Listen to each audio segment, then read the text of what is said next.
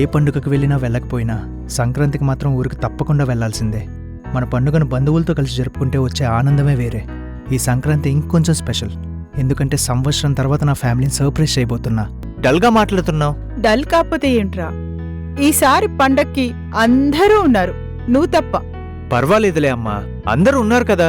హా, సర్లే గాని పండగ హడావిడి ఎలా ఉంది? ఏం చేస్తున్నారు? ఏముంది నాన్నా, సాయంత్రం షాపింగ్ కి ఇప్పటి నుంచి ప్రిపేర్ అవుతున్నారు అంతా. నేను తర్వాత కాల్ చేస్తానులే. జాగ్రత్త నాన్నా. పదండి నాన్న, లేట్ అవుతుంది షాపింగ్ కి.